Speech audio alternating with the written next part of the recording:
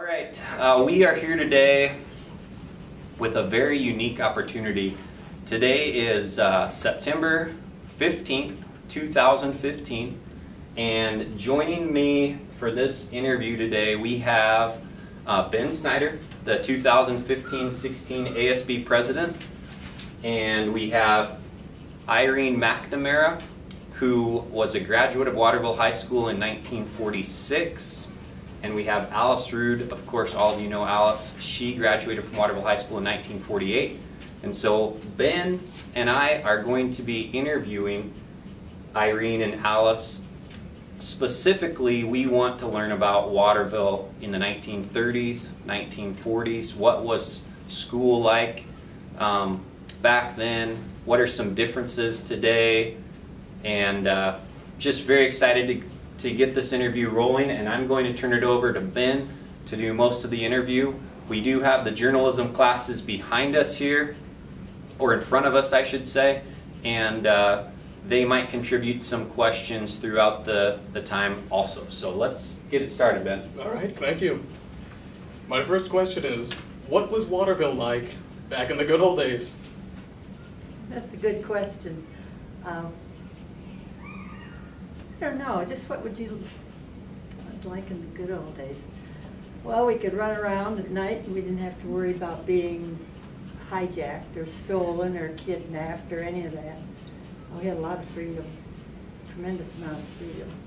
We could ride our bicycles anywhere in town, get on our horses and ride all over Badger Mountain if we wanted to. I don't know how many times I went up and down Roots Canyon and McGinnis Canyon just for fun.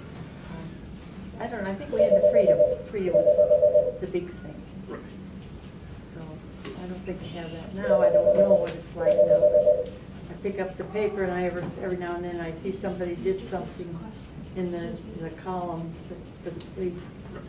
Police are looking for somebody, they're doing something. But I don't think it's changed that much. I don't know. So you brought up horses. Did both of you have horses when you grew up in Waterville? I did, she didn't. And she brought her horse to our house so my sister could go riding with her. We did not have a horse. Okay. But the freedom is a big thing.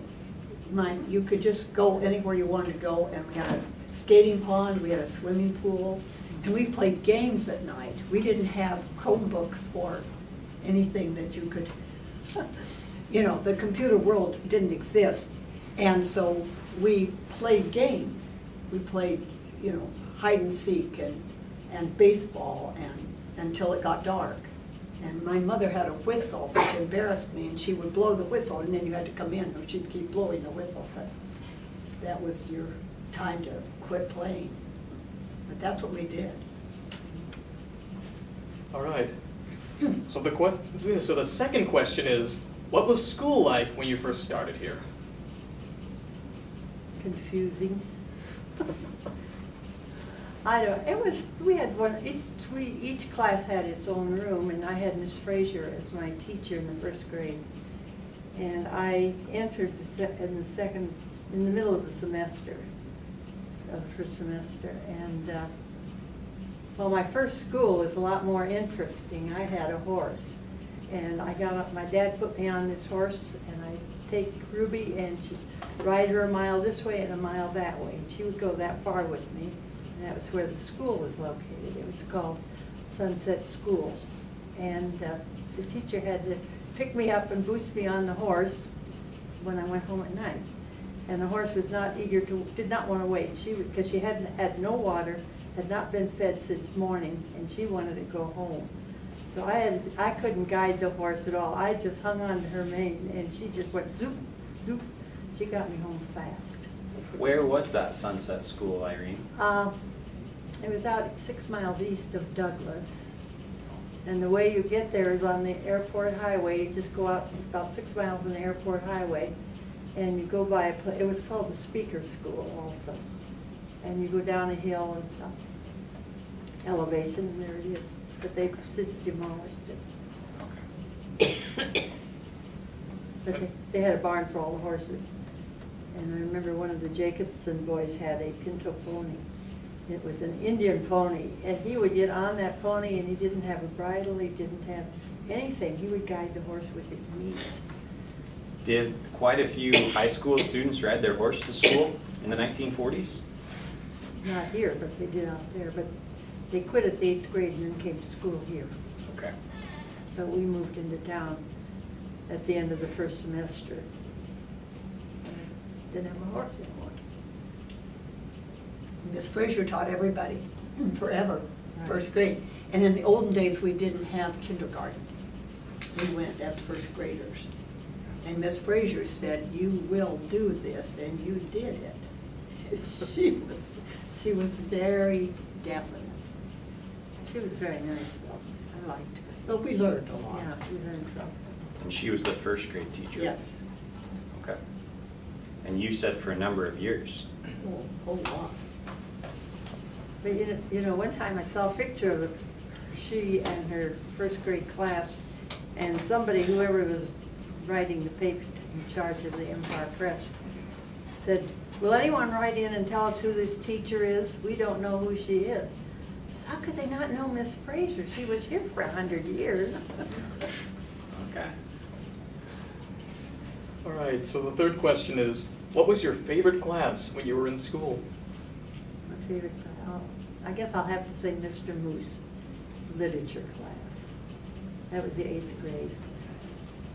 And I could still quote the poems we learned then. I mean, he had us memorize, well, it was so easy to memorize them because he was so repetitious. But every Wednesday at 1 o'clock, if the class settled down, he would read until the natives got restless.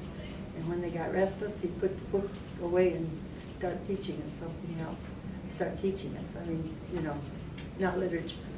So everybody, even if they were bored, they would sit very quietly because they didn't want any reading and writing or any math or anything else. So it was good. I mean, he was probably my favorite teacher. Mr. Moose. What about you, Alice? I would say Mrs. Peck, I don't know if she was my favorite, but she was She was very influential. She was a little lady and she taught science. And she knew everything about everything. And she said, you pay for everything you get in this life. And in this class, you pay attention. So in her class, we paid attention. And we did. And she made it interesting. And she was my mother's friend. And she would come to dinner at our house. And my father was going to drive her home. And she said, "Oh my no," she said, "there's so many interesting things to see on the way home." She was always looking for something, you know, bugs or whatever she would encounter. Always, she came to the lake with us once and told us all about the stars. She was always interested in anything. Now, Neat lady. She had a fantastic, you gotta remember her rock collection. She had a fantastic rock collection that she had scoured around. They're local rocks that she had, and I don't know how many she had. She knew everything about all those rocks. It was just fantastic. And she created interest for the kids Yeah. or to go on and study or something else that you might want to do in the scientific field. She was great. Little lady. how many students graduated in your class in 1948, Alice? 17. 17. What about you? 13. 13. Okay. But similar, really. They had 2 boys, 3 boys. We had 3 boys in our class. 3 boys. They all graduated. Ben, you have their 1946 annual right here. Yes, I do. Ben is very interested in the history of Waterville School District, and so he has compiled annuals. What's your very first annual, Ben? The farthest one back. That would be 1907. 1907. And how many total years do you have? Do you know how many total years you have from 1907 till now? There's the 1908, which is the farthest back in the chain besides 1907. Okay. Then this is the earliest. We're missing some of the 50s and some of the 60s, but we have everything else up until 2015. Oh wow, so you have everything from 70 till 2015. Yeah. Big gap from 1908 to 1946 though? Yeah, Okay. I don't know if there were any yearbooks before 1946. Okay. So, I've heard that some of the information may have been published in the Sagamore, which was the school paper. Oh, yes. We're looking for those. Which, Alice, you gave me a copy of the school newspaper last year. I still have it here in the classroom. Yes. We're searching. We're searching, okay. All right, Ben. All right. So the next question is, what kind of sports were there back at the school? Oh, we had the usual football, basketball. I guess that was it, wasn't it? Well, the girls didn't play. And the girls didn't have anything. Not even intramurals? No. No, barely. We didn't have PE. I don't even know what had PE. Yeah, we had PE, but I didn't have to take it. Cheerleaders? We had cheerleaders. Oh, yes. Shirley Daling and who else? She's the only one I got. I was a cheerleader. I You was were not. one. Were you? I don't remember. I was, yes. Well, you were gone. Oh, I guess, okay. Yeah, But you were all I old and remember gone. is Shirley Daling out And she there. cheered with, she was our guide when I was a freshman, I think, or something like that. So you could start cheerleading though when you were a freshman? Yes. Just like today? Yeah. So no girls' sports, boys' sports, football and basketball. Was there baseball or wrestling or? I don't know. No wrestling. No wrestling. No I wrestling. don't think they had baseball either. I think maybe they had baseball. I think John played baseball, but I'm not I sure. don't think so. Ben will look in his annual. Was the football team or the basketball team, do you remember it being particularly a good team, Irene? I got in trouble. They were a rather rowdy bunch, and they didn't tend to the rules, like, you know, no smoking and no drinking, getting plenty of sleep and all that stuff, and of course they didn't. And they came home crying one weekend because they lost the tournament. And so I was so mad, they lost it. So I wrote a letter to the editor. And I didn't sign my name to it, of course, I published it anonymous, but they knew, they found out who it was, so they just castigated me. Because I said some nasty things. So their success was very important to you. I guess it was. Wow. Although I didn't really cheer too much, I mean, it's, you know, anyway, it was funny. Okay. One, they had a football field that I think was all dirt, and they had weeds on it, and the team had to come in before the games and pull the weeds. And they had, their uniforms were just, I mean, you know, very lax as far as protection is concerned. No grass No, on the football field? no. You can ask them. Oh, yeah, those are pretty lax. Maybe a water issue, or what do you think that I the don't reason? know. Probably. Yeah. An effort issue. Okay. So there was baseball, but apparently it was the first time. Oh. Oh, is that right? 1946. That's not quite correct though, because they had baseball back in the 1907 one. Oh, It's got baseball in there? Yeah. God, how can we not remember that? Just a short paragraph there at the Yeah. bottom. No game schedule. Okay. well, Sounds like the football team was pretty good according to this. Yeah. Maybe. Surprisingly. Oh, no, never mind.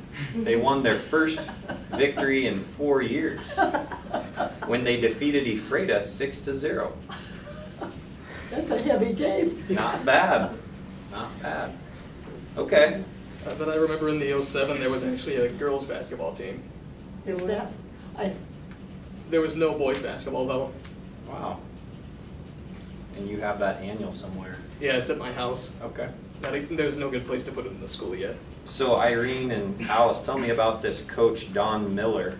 He was the basketball coach. Was he a teacher? I vaguely remember his name, but I can't help you I with can't that. tell you who he was. Okay.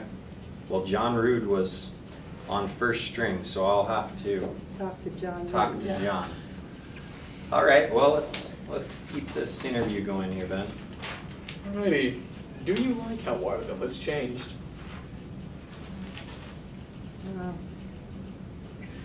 I don't know. I haven't been here long enough really to think about it, but it's due for, well, there's some things I don't like, yes. Putting all these trailer houses up for